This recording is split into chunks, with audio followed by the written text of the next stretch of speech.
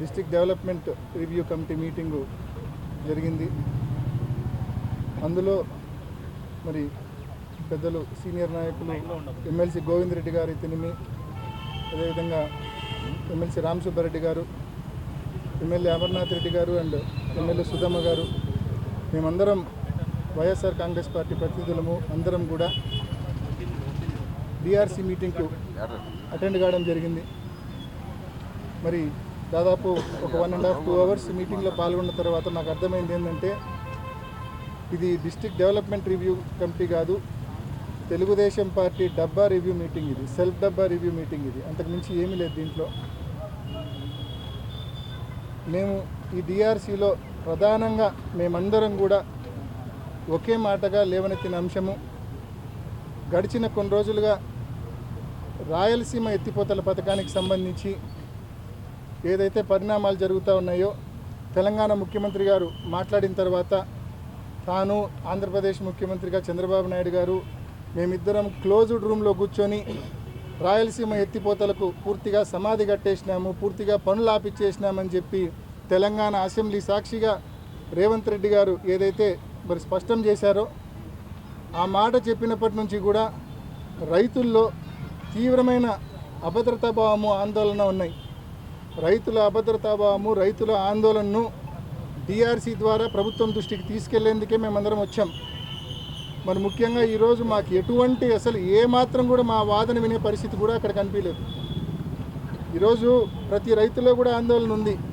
వర్షాలు బాగా పడినప్పుడు, శ్రీశైలంలో ఫ్లడ్ డేస్ ఎక్కువ ఉన్నప్పుడు తెలంగాణ పవర్ జనరేట్ చేసిన, తెలంగాణ ఎత్తిపోతల పథకాల్లో నీళ్లు ఎత్తిపోసుకున్నా మనం గ్రావిటీ ద్వారా తీసుకోవచ్చు. ఏది వర్షాలు బాగా పడినప్పుడు ఫ్లడ్ డేస్ దాదాపు 150-180 రోజులు ఫ్లడ్ డేస్ ఉన్నప్పుడు ఇది సాధ్యం. కానీ ఫ్లడ్ డేస్ తక్కువ ఉన్నప్పుడు మన పరిస్థితి చాలా ఘోరంగా ఉంటుంది. మన ప్రాంతానికి 111 టీఎంసీలు రావాలా, ఎస్ఆర్బీసీకి సంబంధించి 19 టీఎంసీలు రావాలా, తెలుగు గంగకు సంబంధించి 39 టీఎంసీలు రావాలా, జిఎన్ఎస్ఎస్కి సంబంధించి 38 టీఎంసీలు రావాలా, చెన్నై డ్రింకింగ్ వాటర్కు 15 టీఎంసీలు రావాలా, కేసీ కెనాల్ ఏదైతే ఇక్కడ మనం శ్రీశైలం నుంచి మనం తీసుకుంటామో దానికి 10 టీఎంసీలు రావాలా, మొత్తం 111 టీఎంసీలు నీళ్ళు మనకు రావాలా. మొత్తం కేసీ కెనాల్ రైతాంగం, జిఎన్ఎస్ఎస్ కింద ఆయకట్టు రైతాంగం, తెలుగు గంగ ఆయకట్టు అంటే బ్రహ్మం సాగరు, SR1, SR2 రైతాంగం, ఇన్ని లక్షల మంది రైతులు వీటి మీద ఆధారపడి ఉన్నారు.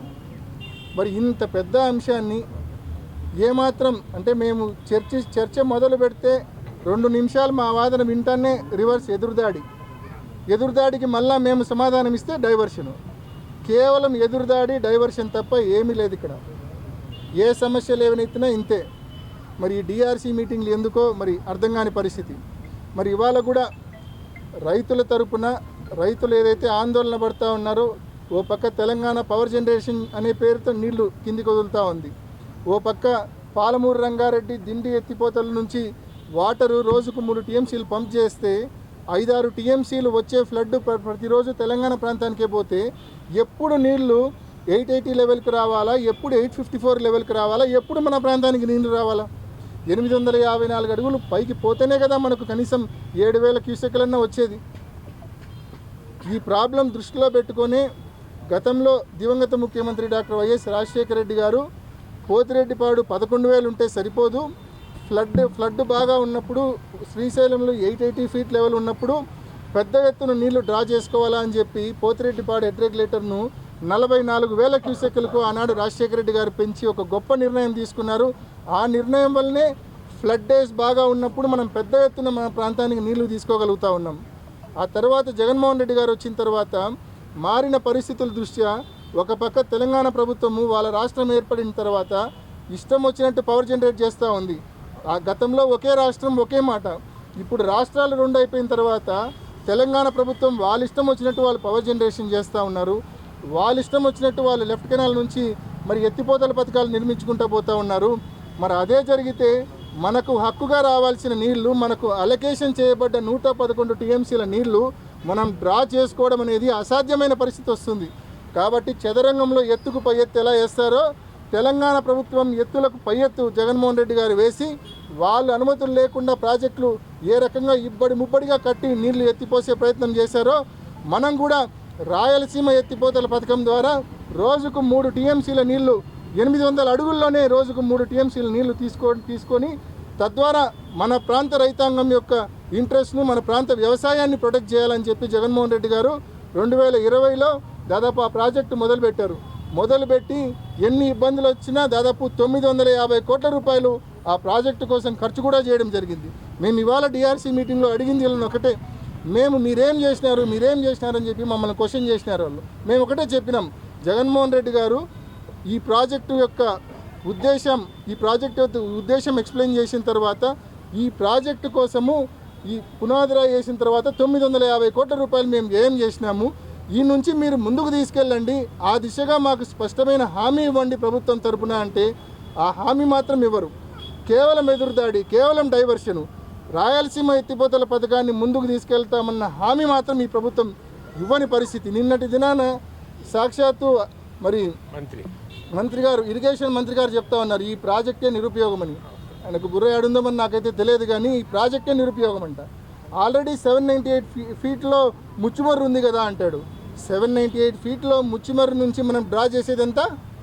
1000 క్యూసెక్కులు. రాయలసీమ ఎత్తిపోతల పథకం ద్వారా మనం డ్రా చేయబోయేది ఎంత? 33,000 క్యూసెక్కులు, రోజుకు 3 టీఎంసీలు. మరి ఆయనకు దానికి తేడా తెలియకుండా ఇరిగేషన్ మంత్రి మాట్లాడుతున్నారంటే నిజంగా మరి ఇంత గొప్పలను చంద్రబాబు నాయుడు గారు ఇరిగేషన్ మంత్రిగా పెట్టడం జరిగింది. మరి తప్పకుండా ఈ ప్రభుత్వాన్ని మరి రాబోయే రోజుల్లో వైఎస్ఆర్ కాంగ్రెస్ పార్టీ తరఫున ఉధృతంగా ప్రశ్నిస్తాం. తప్పకుండా ఈ రాయలసీమ ఎత్తిపోతల పథకం విషయంలో ఈ ప్రభుత్వం ముందుకొచ్చి నిర్మాణం పనులు మళ్ళా చేపట్టే వరకు, చేసిన పనులను మళ్ళా ముందుకు తీసుకెళ్లే వరకు తప్పకుండా వైఎస్ఆర్ కాంగ్రెస్ పార్టీ ఆధ్వర్యంలో ఈ ప్రాంత ప్రజా ప్రతినిధులము, ఈ ప్రాంత వైఎస్ఆర్ కాంగ్రెస్ పార్టీ కార్యకర్తలు, నాయకులు అందరం కూడా కంకణబద్దులా ఈ ప్రభుత్వాన్ని నిలదీసి ముందుకు తీసుకెళ్లే విధంగా మేము కృషి చేస్తామని తెలియజేస్తా ఉన్నాం.